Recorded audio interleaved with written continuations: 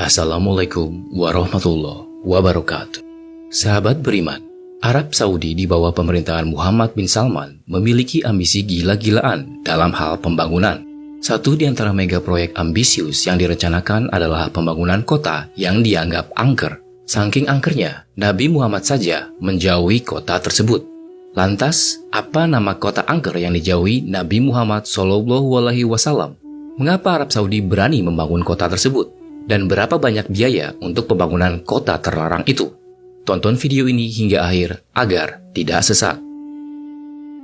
Di Arab Saudi, terdapat sebuah wilayah yang disebut Madain Saleh. Madain Saleh terletak sekitar 450 km dari kota Madinah, sedangkan dari kota Mekah jaraknya sekitar 900 km.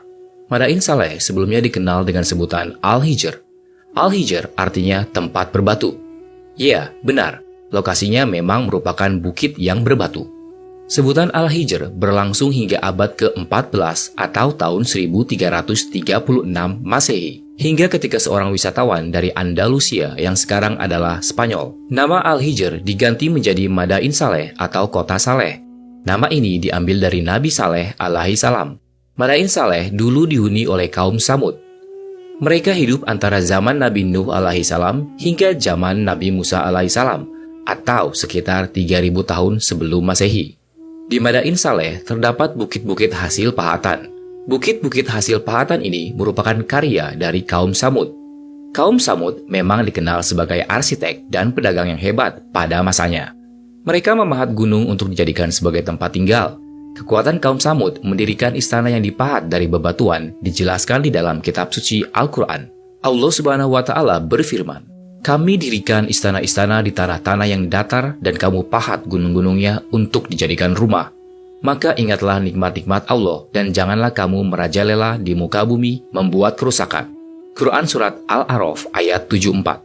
Di dalam kitab suci Al-Quran, kaum Samud disebut sebagai contoh masyarakat yang mempunyai kekuatan. Allah Subhanahu wa Ta'ala lalu mengutus Nabi Saleh alaihi salam untuk berdakwah di tengah kaum Samud. Nabi Saleh alaihi salam mengajak kaum Samud untuk menyembah Allah Subhanahu wa Ta'ala. Ajakan Nabi Saleh untuk menyembah Allah Subhanahu wa Ta'ala dijelaskan di dalam Al-Quran. Allah Subhanahu wa Ta'ala berfirman, ketika saudara mereka, Saleh, berkata kepada mereka, "Mengapa kamu tidak bertakwa? Sesungguhnya aku adalah seorang rasul kepercayaan yang diutus kepadamu.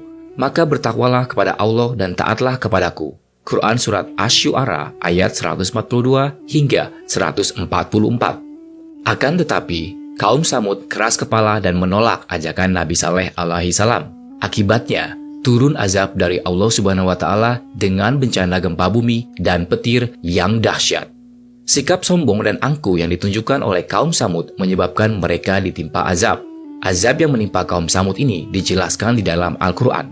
Allah Subhanahu wa Ta'ala berfirman, "Kemudian suara yang mengguntur menimpa orang-orang zalim itu, sehingga mereka mati bergelimpangan di rumahnya, seolah-olah mereka belum pernah tinggal di tempat itu. Ingatlah, kaum Samud mengingkari Tuhan mereka. Ingatlah, binasalah kaum Samud." Al-Quran Surat Hud ayat 67 hingga 68. Ayat tersebut dijelaskan bahwa kaum Samud binasa setelah tertimpa azab. Namun, tersisa bangunan rumah pahatan yang hingga saat ini bisa kita saksikan di wilayah Madain Saleh. Dalam sebuah perjalanan menuju wilayah Tabu, Nabi Muhammad SAW melewati daerah Al-Hijr atau Madain Saleh. Kala itu, puing-puing rumah kaum Samud masih banyak tersisa. Rasulullah SAW pun memerintahkan para sahabat agar mempercepat langkahnya.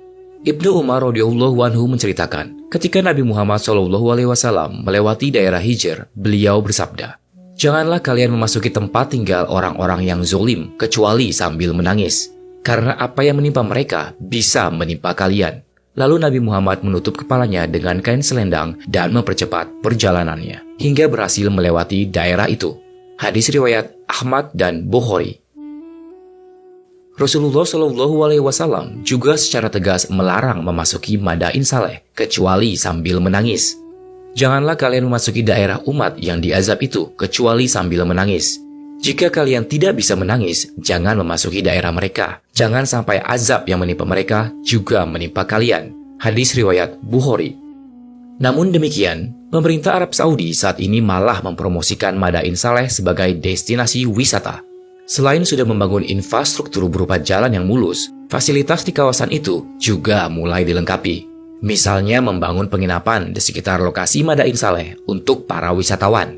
Mengapa Arab Saudi bersikeras membangun Madain Saleh untuk dijadikan lokasi wisata? Pemerintah Arab Saudi berencana membangun Madain Saleh untuk tujuan wisata, padahal jelas-jelas itu wilayah terlarang, sebagaimana yang disebutkan dalam hadis.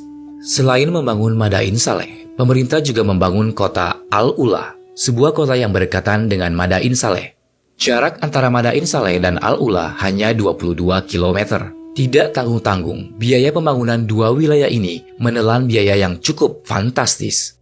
Arab Saudi dikabarkan menggelontorkan uang senilai 15 miliar dolar Amerika atau setara dengan 214 triliun rupiah. Pembangunan ditargetkan hingga tahun 2035. Pada pemerintahan Raja Salman juga telah menggelontorkan dana 2 miliar dolar Amerika atau setara dengan 28 triliun rupiah. Dana tersebut sebagai pendanaan awal untuk mengembangkan kawasan Al-Ula. Putra mahkota Muhammad bin Salman menyebut proyek pembangunan Madain Saleh dan Al-Ula sebagai Journey Through Time Master Plan. Proyek pengembangan itu bertujuan menciptakan 38.000 lapangan pekerjaan serta menarik 2 juta pengunjung per tahun.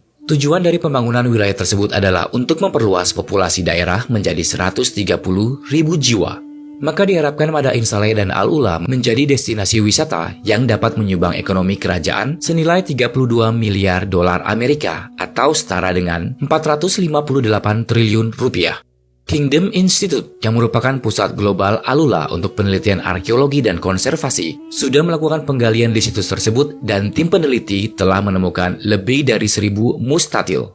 Mustatil dalam bahasa Arab berarti persegi panjang yang merupakan bangunan kuno berdinding batu besar. Penemuan mustatil menguatkan keyakinan bahwa Al-Ula dan Madain Saleh punya potensi landscape untuk tujuan wisata budaya yang menakjubkan. Hal inilah yang akan ditunjukkan pada dunia bahwa Arab Saudi mempunyai museum yang hidup. Proyek itu juga mematahkan anggapan bahwa tidak selamanya pembangunan mengorbankan alam.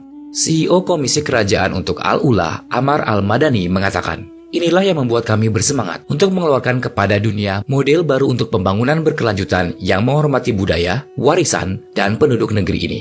Proyek tersebut juga akan mengembangkan infrastruktur transportasi rendah karbon. Amar Al-Madani juga mengatakan, kami memberi penduduk peluang ekonomi baru dan pengalaman unik bagi para pengunjung. Menyatukan semua ini secara terintegrasi sebenarnya merupakan tantangan. Pembangunan dua wilayah ini dengan tujuan dijadikan sebagai destinasi wisata terbuka memang secara serius ditangani pemerintah Arab Saudi. Daerah terlarang yang Rasulullah Shallallahu Alaihi Wasallam sendiri enggan ke tempat itu akan menjadi destinasi wisata di masa yang akan datang. Semua itu dilakukan pemerintah Arab Saudi demi cuan.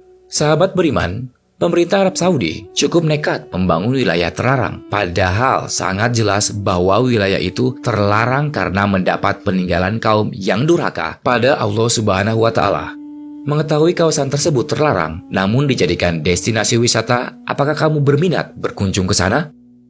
Mudah-mudahan video ini bermanfaat bagi kita semua. Amin ya robbal alamin.